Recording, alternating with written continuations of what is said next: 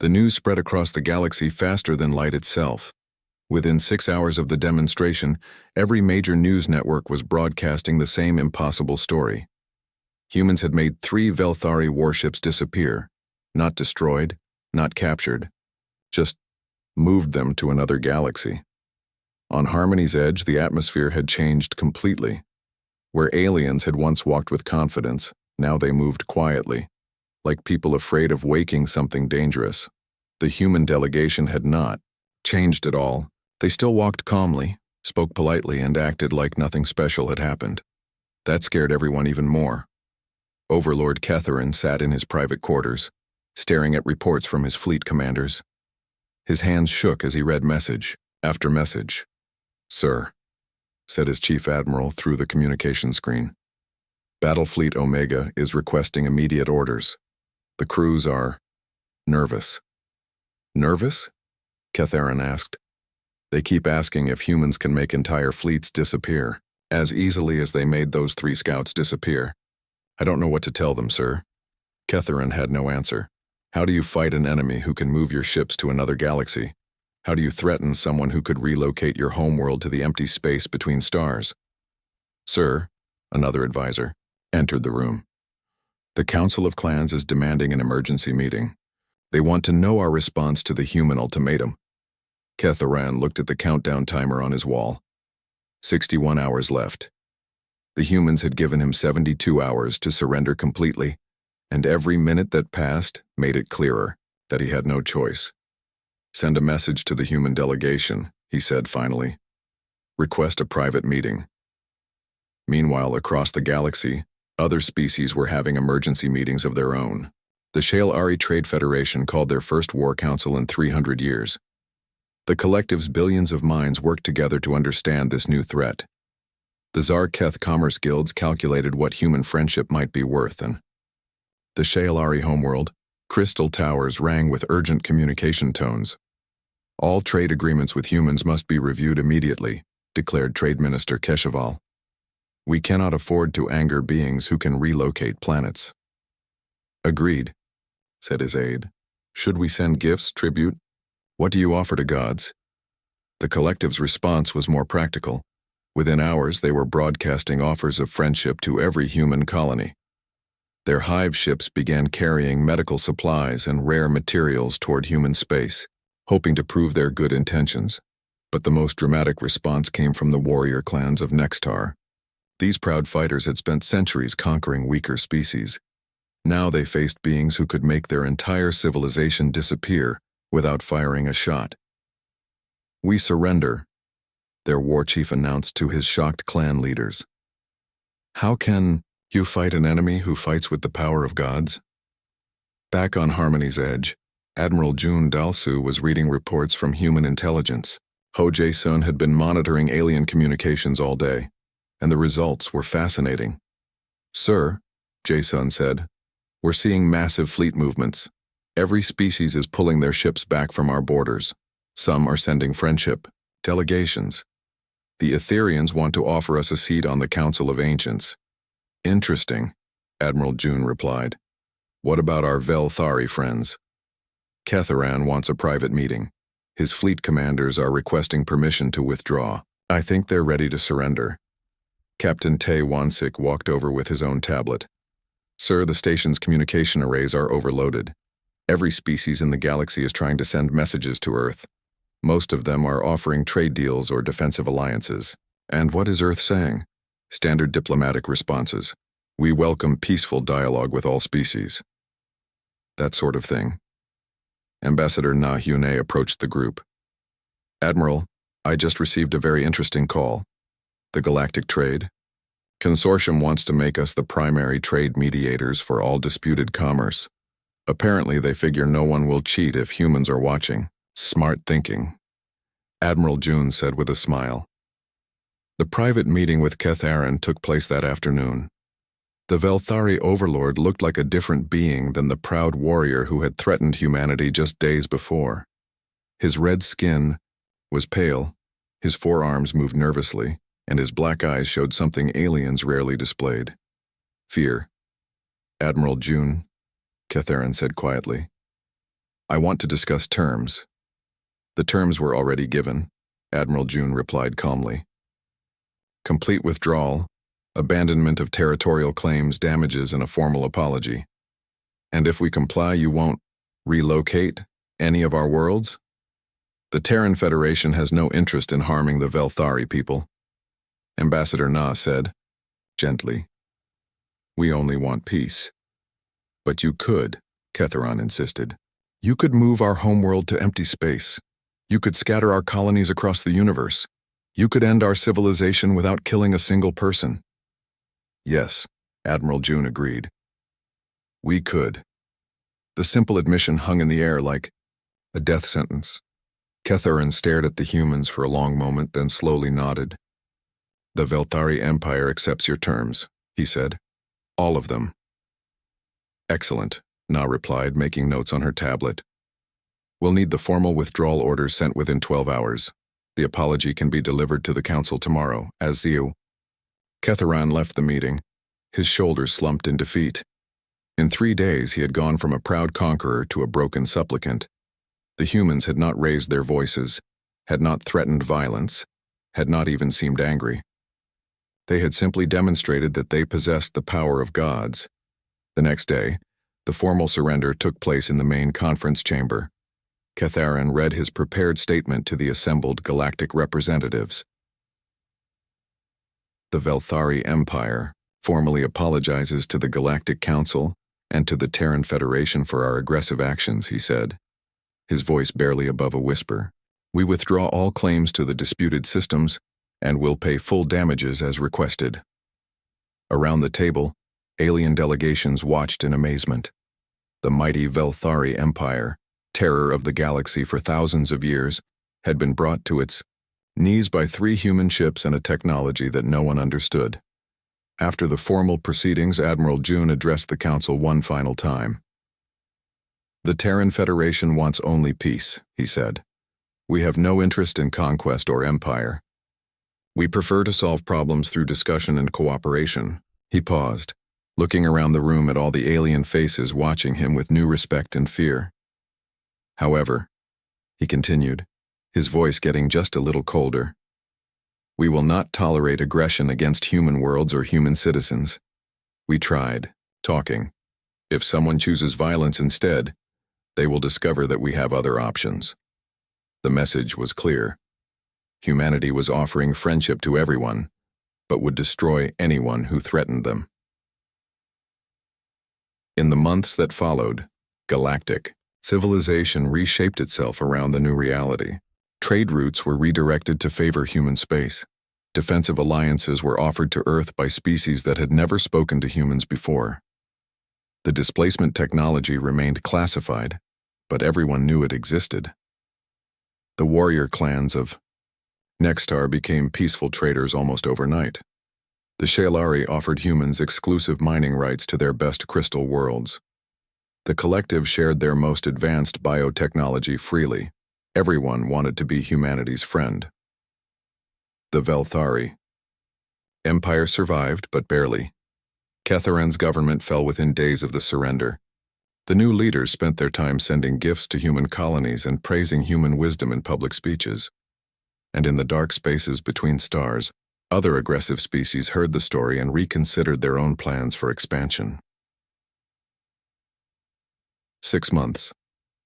Later, a previously unknown species called the Korth attacked a human mining colony in the Outer Rim.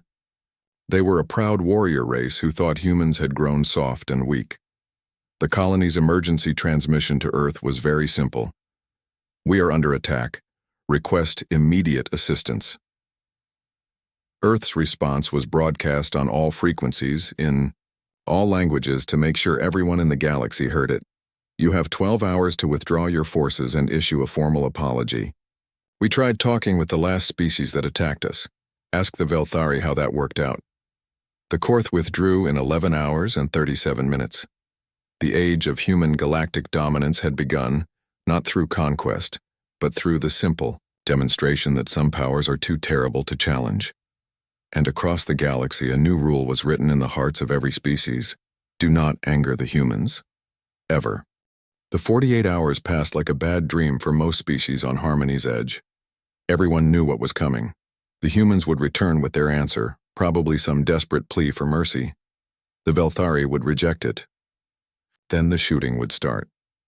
Overlord Catharan was in an excellent mood as he walked into the conference room. His red skin seemed to glow with satisfaction. Behind him, his advisors carried data tablets showing the final positions of their fleets. Everything was ready. Today the galaxy learns what happens when someone challenges the Velthari Empire, he announced to his staff. Around the room, other alien delegations took their seats with nervous energy. The Shaelari had already moved their trade ships away from human space. The collective had issued formal statements distancing themselves from human aggression. Even the ancient Etherians seemed subdued. Admiral Jun Dalsu entered with his usual calm walk. Ambassador Nahune and Captain Tae Wansik followed behind him. They looked exactly the same as they had for the past 3 days. Clean uniforms, quiet voices, steady hands.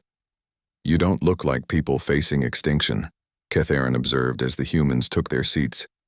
Appearances can be deceiving, Admiral. June replied with a slight smile. Council mediator Zephanis called the session to order.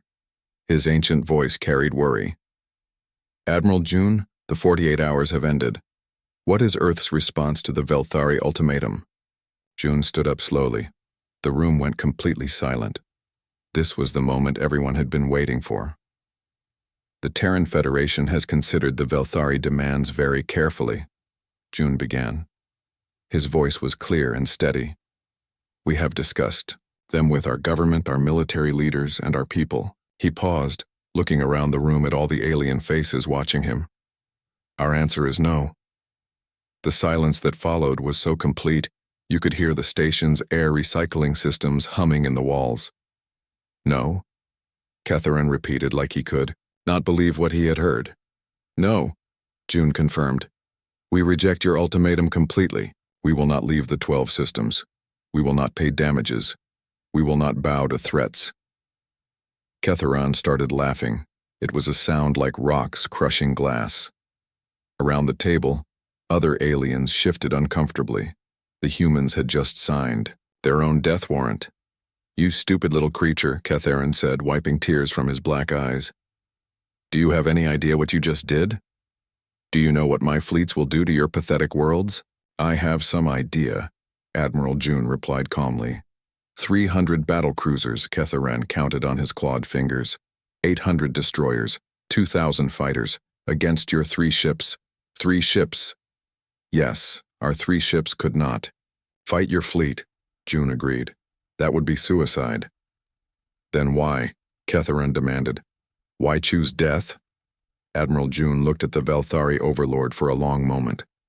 Then he said something that chilled everyone in the room. Who said anything? About fighting?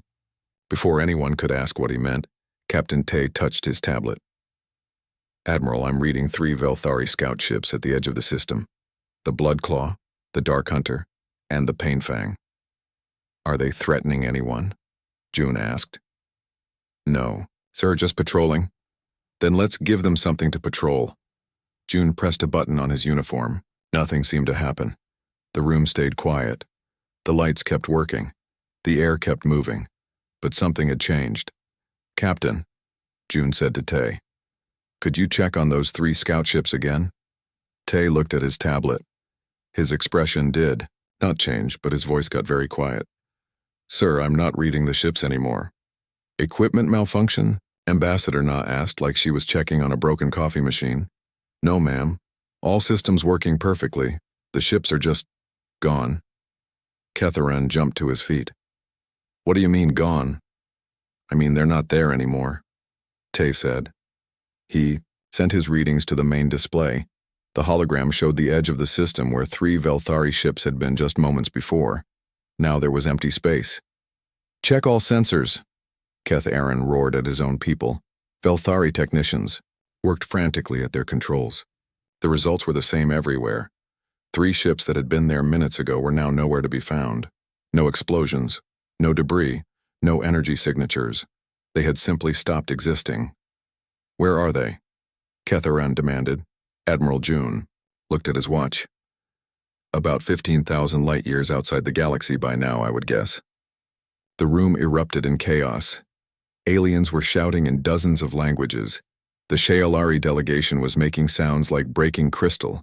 The collective's many parts were moving in panic patterns. "Impossible!" Catherine screamed. "Ships don't just disappear. They do if you know how to move them," Captain Tay said calmly. He was reading from his tablet like he was giving a weather report. "Displacement technology.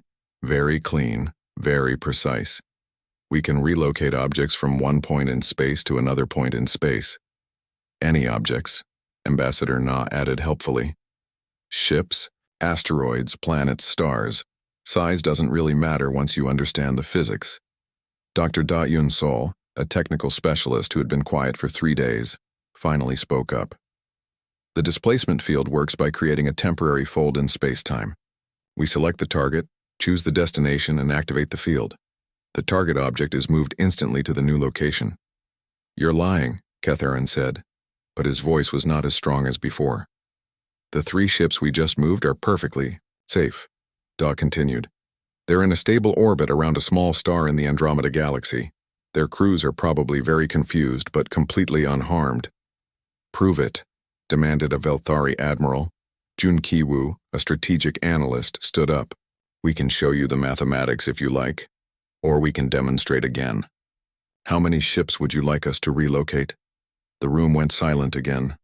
Every alien in the chamber was looking at the humans with new eyes. These were not the weak, outnumbered creatures they had been laughing at for 3 days. These were beings who could move ships across the galaxy with the press of a button. "This technology," whispered Council Mediator Zephanis. "How long have you possessed it?" "Long enough," Admiral June replied. "Long enough to be very good at using it." Ketharan was shaking now. His red skin had gone pale. "What do you want?" "What do we want?" Admiral June repeated. He walked closer to the Velthari overlord. "We want peace. But since you chose war instead, we'll give you war." He gestured to Ambassador Na, who stood up with a new data tablet. "The Terran Federation's terms are as follows," Na announced. "All Velthari fleets will withdraw from human space immediately. All Velthari claims to the 12 disputed systems are permanently abandoned. The Velthari Empire will pay damages for the 3 months of military threats and harassment. And," Admiral June added, his voice going cold as space, "the Velthari Empire will issue a formal apology to the Galactic Council for disrupting galactic peace with false territorial claims. You have 72 hours to comply," Captain Tay said, checking his watch. Catharin's mouth opened and closed like a fish out of water. "And if we refuse?" Admiral June smiled, but it was not a friendly smile. "Then we start relocating bigger things. Maybe a few of your battlecruisers. Maybe some of your space stations. Maybe your homeworld's moon. We haven't decided yet." The silence that followed was broken only by the sound of alien delegations frantically sending messages to their home governments. The humans had just rewritten the rules of galactic warfare, and everyone knew it. 72 hours, Admiral June repeated. Not 1 minute more. The second day of talk started badly and got worse fast. Overlord Ketharan walked into the conference room like a storm cloud, his red skin darker than usual. His forearms moved with angry energy as he slammed data tablets on the table. "Enough. Games," he announced before anyone else could speak. "The Velthari Empire is done wasting time with human lies." Admiral Jun Dalsu looked up from his notes with the same calm expression he had worn since arriving. "Good morning to you too, Overlord. I hope you slept well." The politeness seemed to make Ketharan angrier. "Sleep? While humans steal our sacred worlds, while they mock our ancient claims with their fake documents. The documents are real," Ambassador Nahyuni said quietly. "Your own companies signed them. Traitors and criminals," Ketharan spat. "They had no right to sell what was not theirs." Council Mediator Zephanis tried to calm things down. "Perhaps we could discuss compensation instead of ownership." "No!" Ketharan's roar echoed through the chamber. "No compromise, no negotiation. The Velthari Empire has been patient long enough." He stood up, all four arms spreading wide like he was about to grab the whole room. Humans will leave our systems within 72 hours. All humans. All human ships. All human buildings and factories gone. And if we refuse? Admiral June asked. His voice was as calm as if he was asking about the weather. Catharon smiled, showing teeth like broken glass. Then you will face the consequences. The room's main display lit up with new information. Star maps showed the positions of Velthari fleets all along the human border. Red symbols marked battle groups, invasion forces, and attack squadrons. There were thousands of ships.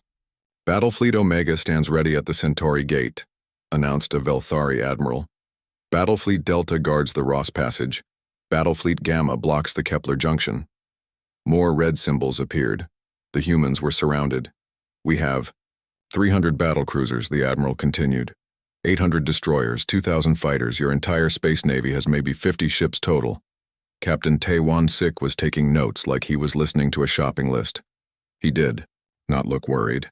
He looked interested. Around the table, other alien delegations shifted in their seats. The Shaelari trade minister whispered urgent instructions to his aides. The collective representatives' many parts moved in patterns that meant retreat immediately. Even the ancient Etherians looked concerned.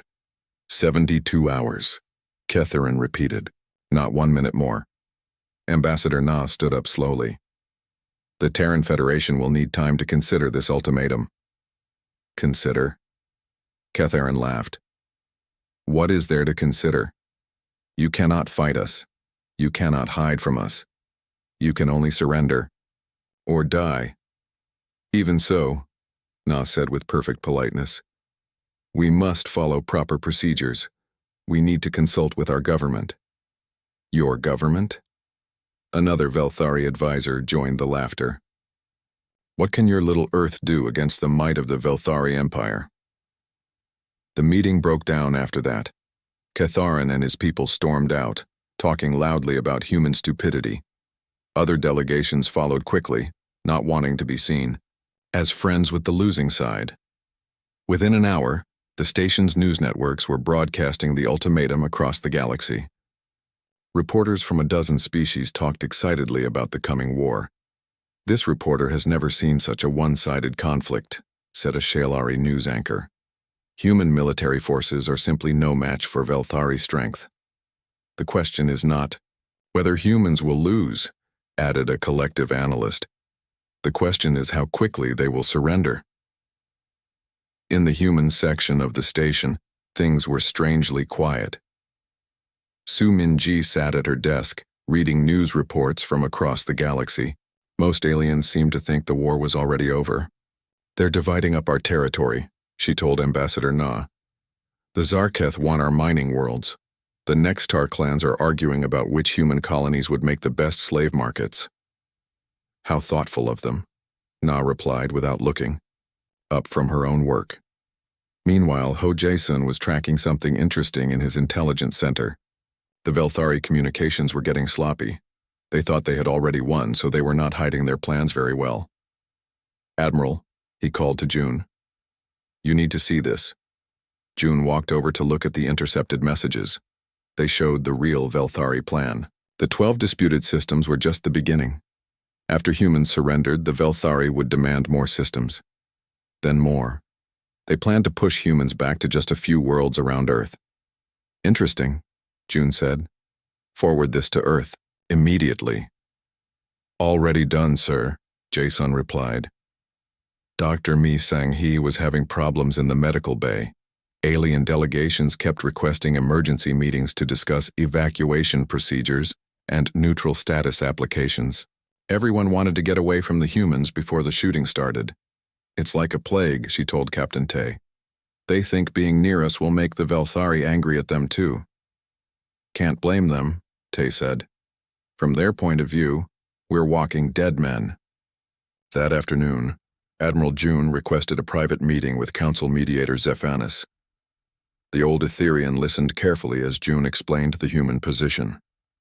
We need 48 hours to consult with our government on Earth, June said. This is too important a decision to make without proper authorization. Zephanis studied the human admiral. In his 1,000 years, he had seen many species face extinction. Most became desperate or angry. Some tried to make last-minute deals. A few just gave up. But he had never seen anyone stay this calm. "You understand the situation?" Zephanis asked. "The Velthari will not wait longer than 72 hours. Total." "We understand perfectly," June replied. "And you know that no one in the galaxy will help you? Every species is moving away from any association with humanity." "We know. Your 3 ships cannot fight their 300.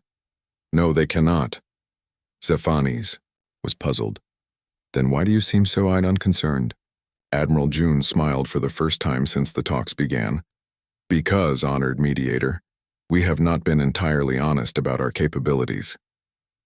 The request for a 48-hour recess was granted, mostly because the other species found it amusing. The Velthari delegation laughed openly when they heard about it. 48 hours to beg Earth to save them, Ketharin told his advisors. "How pathetic." "Should we allow it?" asked one general. "Of course," Ketharin replied.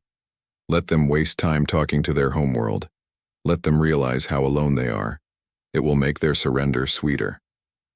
That evening, as artificial night fell on the station, strange things started happening in the human section. Staff members who had been there for days suddenly were not there anymore. Equipment was quietly moved. Messages were sent on communication channels that did not officially exist. Li Wubin, the communications officer, noticed something odd in his readings. "Captain," he called to Tay, "I'm getting quantum fluctuations near the edge of the system." "What kind of fluctuations?" Tay asked. "I've never seen anything like them," Wubin replied. "They're not natural, but they're not from any technology I know about." "Mark the location," Tay said. "Keep monitoring." In his private quarters, Admiral June was composing a message to Earth. It was very short, just a few words, but those words would change everything. Negotiations failed. They chose force. "Proceed with Protocol 7. He sent the message through a communication system that officially did not exist. The reply came back in less than a minute. "Protocol 7 authorized. Assets in position. Awaiting your signal." June looked out his window at the Velthari fleet. In the distance, their ships looked like angry red stars against the darkness. So confident, so sure of their victory. "Enjoy your last night of feeling strong," he whispered to the stars. Across the station, other species were making their own preparations. Trade routes were being rerouted away from human space. Defense treaties were being quietly canceled. Investment portfolios were being adjusted to account for the coming change in galactic politics. Everyone knew what would happen when the 48 hours ended. The humans would surrender, beg for mercy, or make some desperate last offer. The Velthari would reject it and attack. Human civilization would end. Everyone knew this except the humans themselves, and in the cold space beyond the station, something that did not belong was moving closer. The main conference room on Harmony's Edge was built to impress. The ceiling rose high above like a cathedral, covered in lights that looked like stars. A huge round table sat in the center, big enough for all the galaxy's species to sit together. Today it felt more like a courtroom than a place for peace talks. Admiral Jun Dalsu walked into the room with his small team. Ambassador Nahuni was beside him, carrying a simple tablet. Captain Tay Wansik followed behind, his eyes moving around the room like a guard watching for danger. They took their seats at the table, looking calm and ready. Across from them, Overlord Ketharin entered with 20 advisors. His red skin gleamed under the lights and his forearms moved as he talked loudly to his staff. When he sat down, the chair groaned under his weight. His black eyes stared at the humans like a hunter looking at prey. "So small," Ketharin said, in a voice that carried across the room. "I expected the human delegation to be bigger." "Quality over quantity," Admiral June replied with a slight smile. Other species took their places around the table. The Shael Ari delegation looked like living crystals, their bodies catching and throwing back the light. The collective representative was harder to look at. It seemed to be many creatures moving as one, speaking with one voice. The ancient Etherians floated near their seats, their energy bodies shifting like smoke. Council mediator Zephanis, an old Etherian who had seen 1,000 years of galactic politics, called the meeting to order. "We are here to discuss the territorial disputes between the Velthari Empire and the Terran Federation," Zephanis said. His voice was like wind through old trees. "Let us hear the Velthari position first." Ketharan stood up, all forearms, spreading wide. "Thank you, honored mediator. The matter is simple. The humans have stolen 12 star systems that belong to the Velthari Empire. We demand their immediate return." He pressed a button and a holographic star map appeared above the table.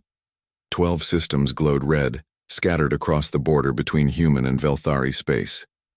"These worlds are sacred to our people," Ketharan continued.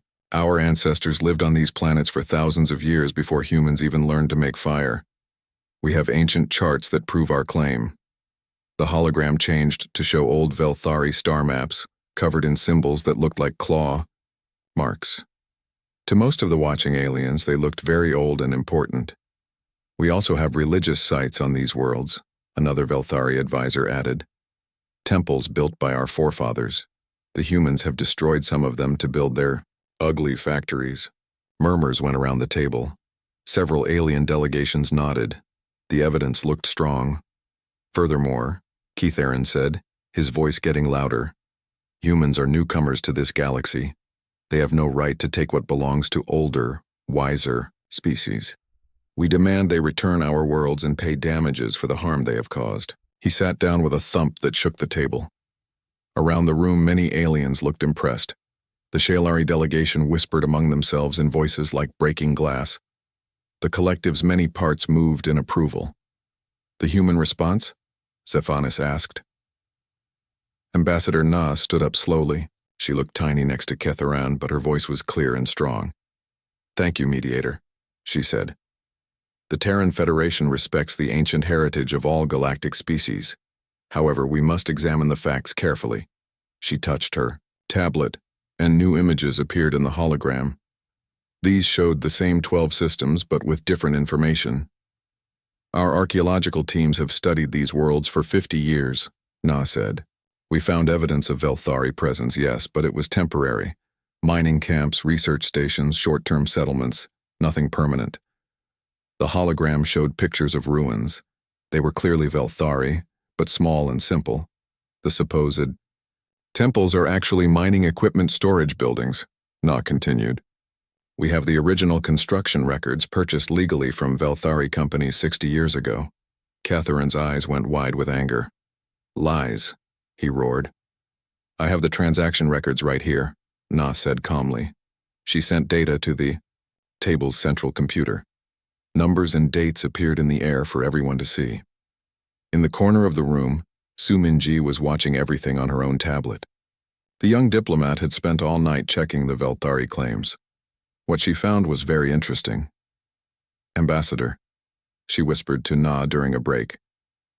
"Look at the dates on their star charts." Na looked at Minji's tablet. Her eyebrows went up slightly. "The Velthari charts show these systems as sacred starting 3 months ago," Minji said quietly. "Before that, their own records list them as economically unimportant mining zones." Na smiled. The truth was always the best weapon. Meanwhile, Captain Tay was doing his own work. While everyone watched the arguments, he was tracking something else. His tablet showed the movements of every ship around the station. The Velthari fleet was moving. Not much, but enough. "They're positioning for a blockade," he noted quietly. Ships were spreading out in a pattern that would trap anyone trying to leave the system.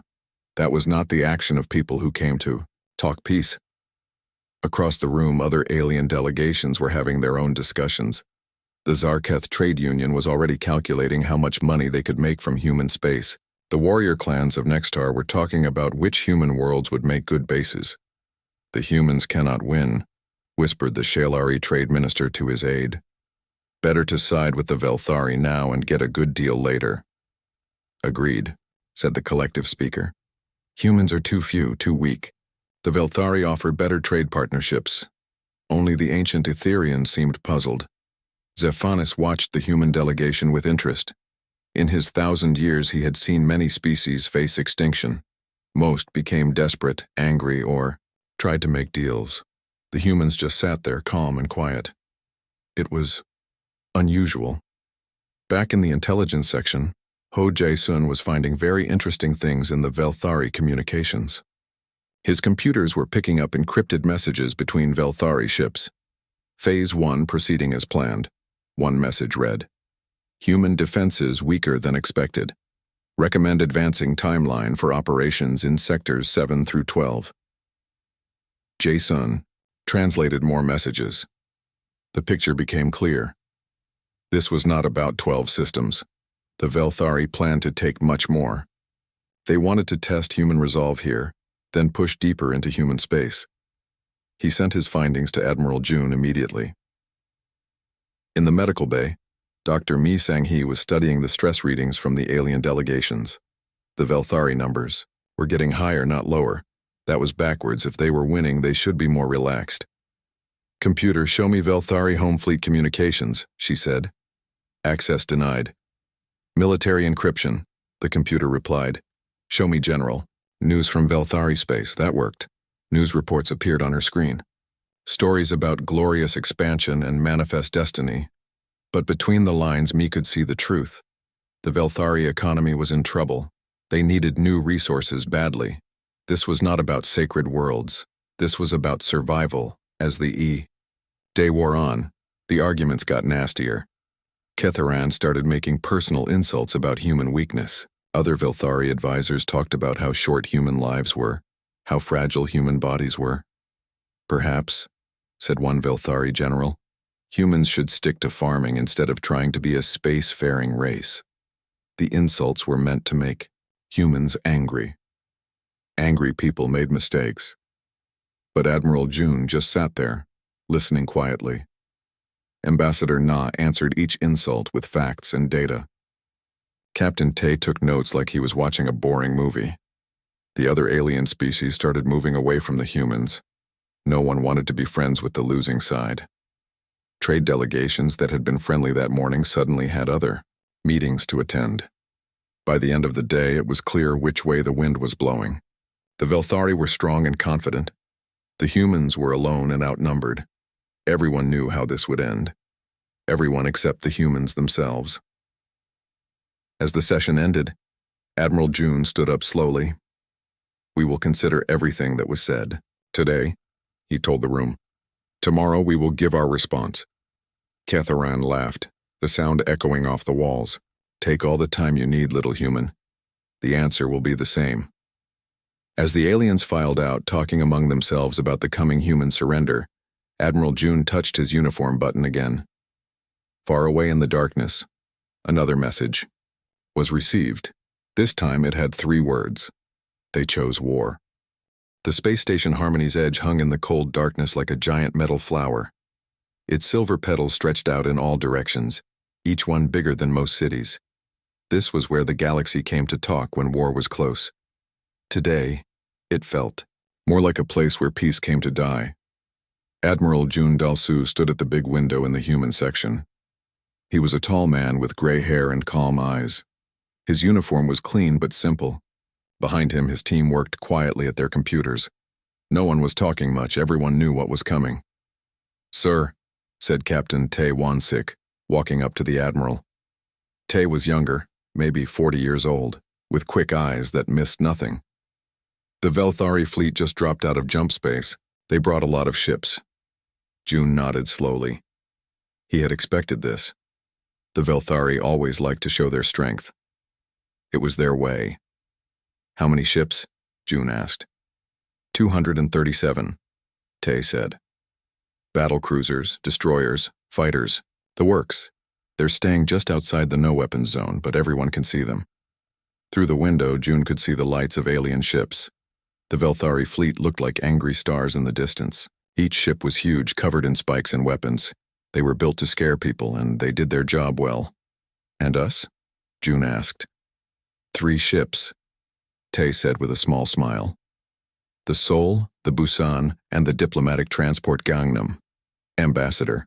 Na-Hyune walked over to join them.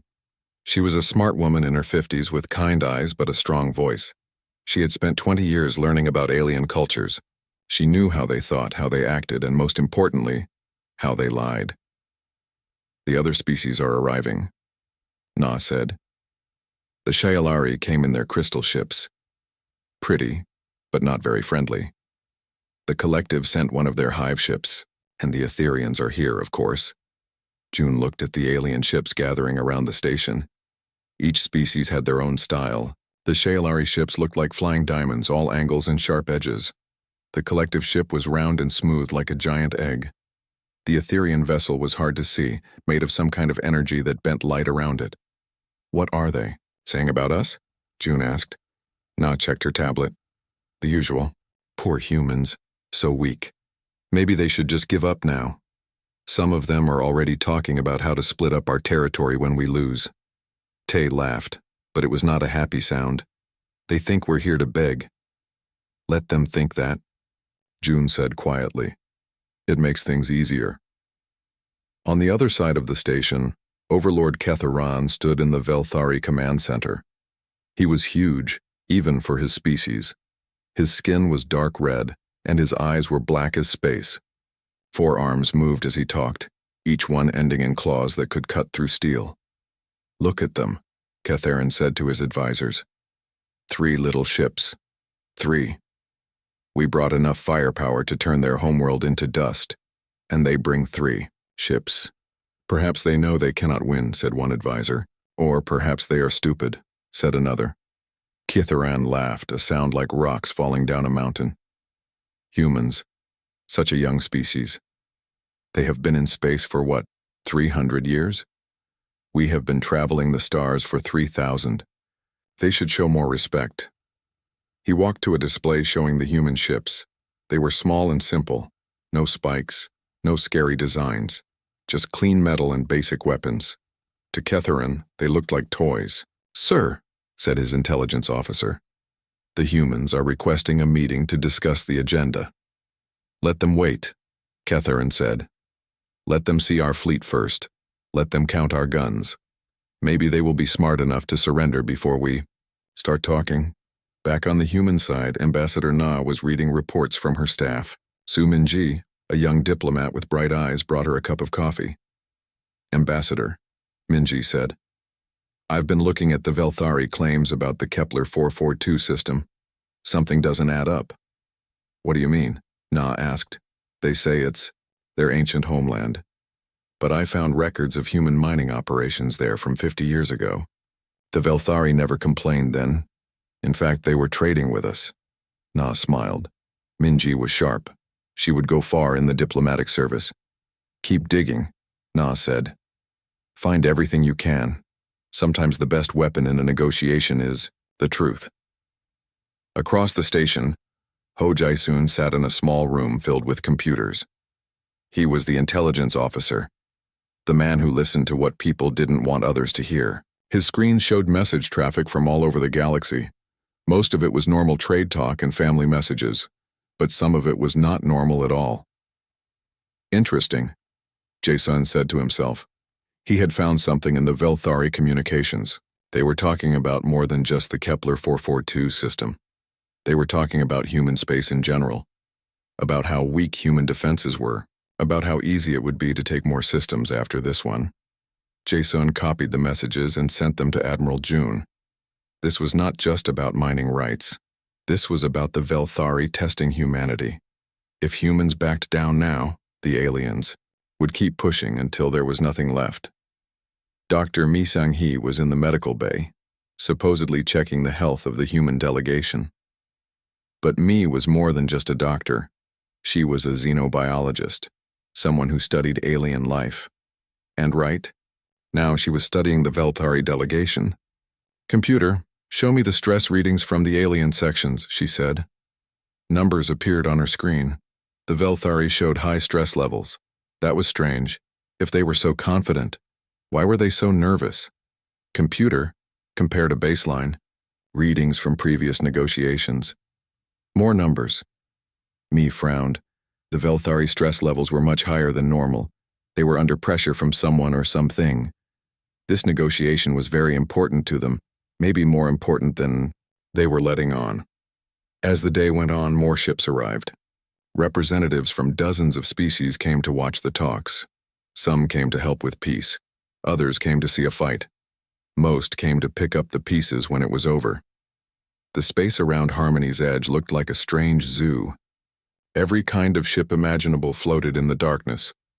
But the biggest and scariest ships belonged to the Velthari, and the smallest belonged to the humans. Admiral June stood at his window again as the station's artificial night began. Tomorrow, the real talks would start. Tomorrow, the galaxy would learn what humans were really made of. "Sir," Captain Tay said, coming up behind him, "all preparations are complete." "Good," June said. "Get some sleep, Captain. Tomorrow will be a long day." "What about you, sir?" June smiled for the first time that day. "I'll be along soon. I just want to look at the stars for a while." As Tay walked away, June touched a small button on his uniform. Far away, on a ship hidden in the darkness beyond the station, a single message was received. The message was very short, just 2 words. "They're ready." The gathering storm was about to break, but not in the way anyone expected.